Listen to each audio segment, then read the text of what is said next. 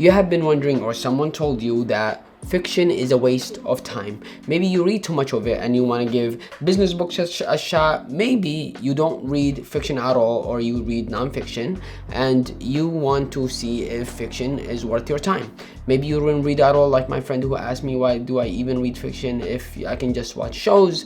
And you want to give fiction an opportunity and see if it will waste your time or not. In any of the cases, today this is what we're going to be talking about.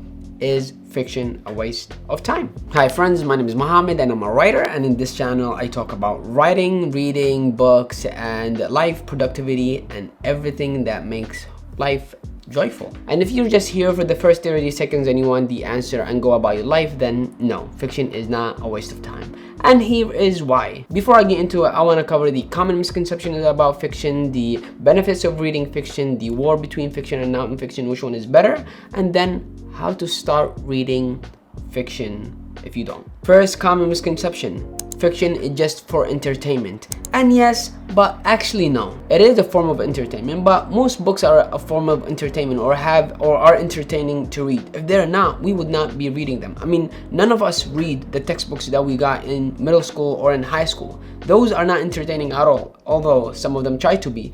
But most books today, they rely on storytelling heavily, and storytelling is the best form of entertainment. It is the oldest form of entertainment. It is the oldest way we told each other about the past and the people that came before us and how to chart our path forward. The second common misconception is that fiction does not have a direct correlation to your career. And that's not true. And research has found that most of the skills that employers are looking for are not the technical ones, because those in any specific field are already competitive enough, because whoever is applying is making sure that they are good at the technical skills. For example, if I'm applying to a social media manager position, then I will make sure that I know how to operate a camera, how to edit videos, how to use Canva, and most of the people that will apply to that same position will have the same skills. But what will differentiate me from others is empathy, working with others, having a background knowledge about the diverse community we will be serving our audience.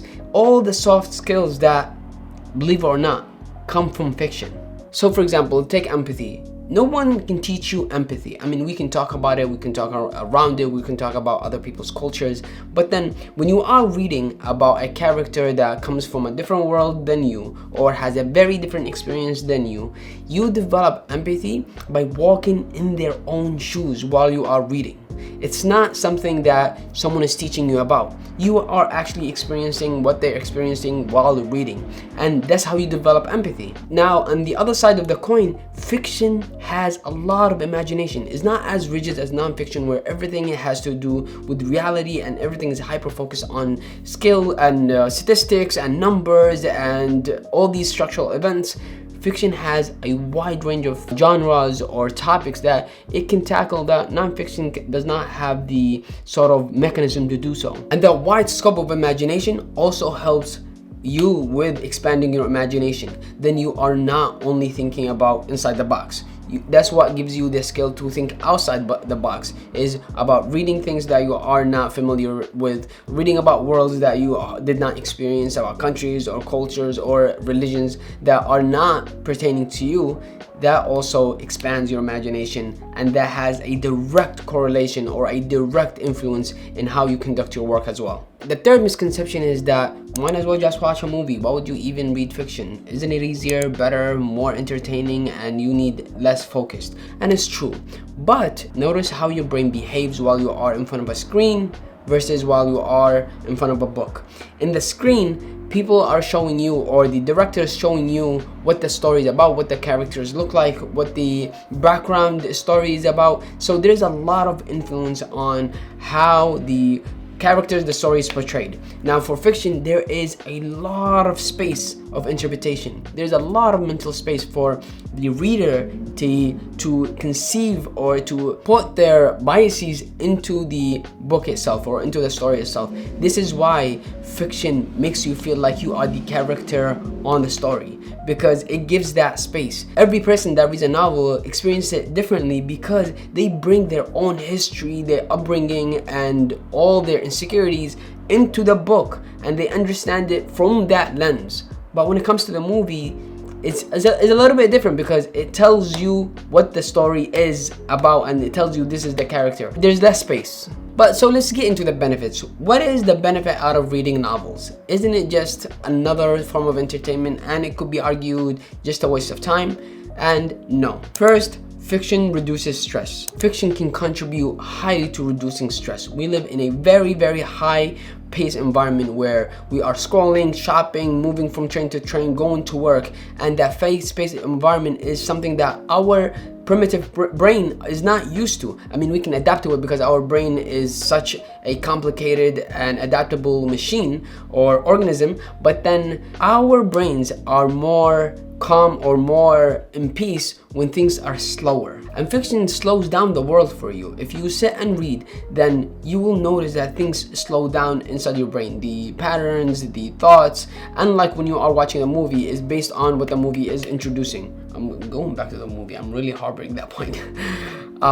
Anyways, the other benefits I mentioned earlier, which is developing empathy, expanding your imagination. I had a friend in college who was an engineer, hated reading like nothing else. But then every night before he goes to sleep, he will pick up a novel and he will start reading. Not for the sake of a novel itself, but he said because it helped him fall asleep. Because a novel does that to your brain. Try to read a novel before you go to sleep. You cannot read it for 45 minutes straight because your brain shuts down those sort of processing engines or the decision making parts of it. The stress is reduced and you're able to fall asleep better. But then why can't we just read nonfiction? Isn't it just more practical? And forget about fiction, it's just full of stories and fluff, and just stick to the real thing. But when it comes to benefit, even when it comes to something like personal growth, which is always associated with business books or productivity books, fiction does provide for that because you are living the life of the character through their decisions, the good ones and bad ones. And from that experience,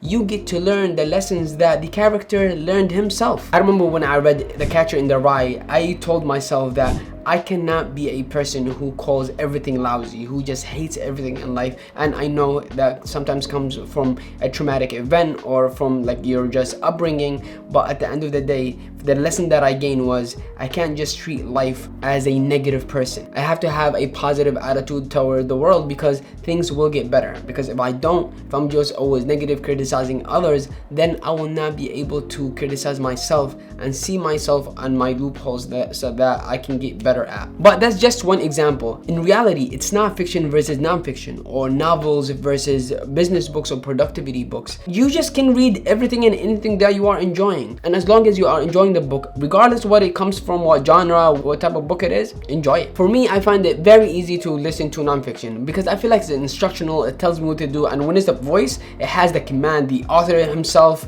or herself is telling me what to do. I just find it easier. But when it comes to fiction, I just love to experience the book through the voice in my head, not the voice of the reader himself. Now, I know of a friend who listens to nonfiction because it reminds them of their mother and their grandmother telling them stories, versus when it comes to nonfiction or business productivity books, they love to read them from physical books. And that's fine. It doesn't matter what form you choose as long as you have a diverse range of readership and you're not just dismissing fiction because it's, novels. Now up to this point, so you're like, okay, I want to get started. I've never read a fiction book, or I don't like fiction books in general, or where do I get started? How do I start reading novels, short stories? Where is it? And what you need to start with is the topics that you generally care about. These could be political, they could be personal, they could be religious, they could be cultural, whatever the case might be, because they are the windows into the genres, the type of books that you will enjoy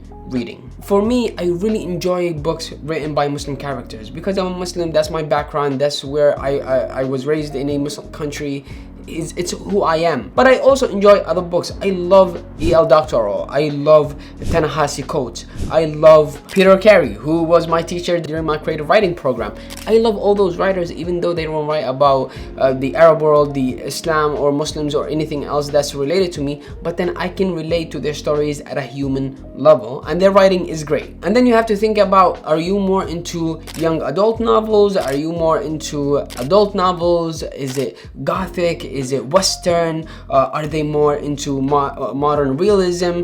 What are the type of books that you enjoy? And the only way for you to discover what you enjoy is by reading. You know, the famous Naval, he says that read what you love until you love reading. And I think if you love what you read, then it doesn't matter what books you read in the future. At this point for me, I will read maybe the first 20-30 pages of a book. If I don't enjoy it, I toss it and I move on to the next one. It's just a process of finding good books, regardless if they speak to my personal experience or not. I just find it easier for me to finish books about, you know, people who look like me or written by people who have, you know, similar backgrounds than me. Otherwise, just read good books. And remember, reading is a habit, and it develops if you are consistent, if you do it more often, if you do it at the same time every day. So it's good to read during your commute to work, or before bed, or maybe before you start your work day, because those times will be built into the structure of your day, and it will become a trigger in your mind before, when you get to those times, for you to start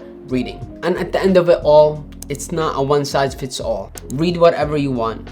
Might it be fiction, novels, short stories, non-fiction, productivity books, business books, or books about astronomy.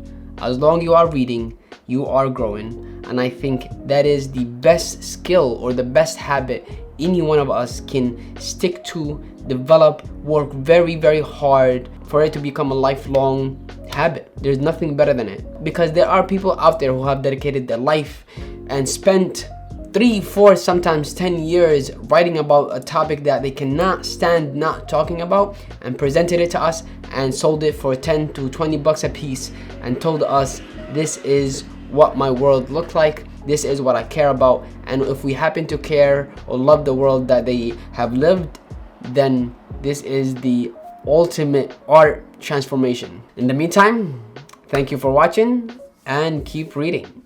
Until next time.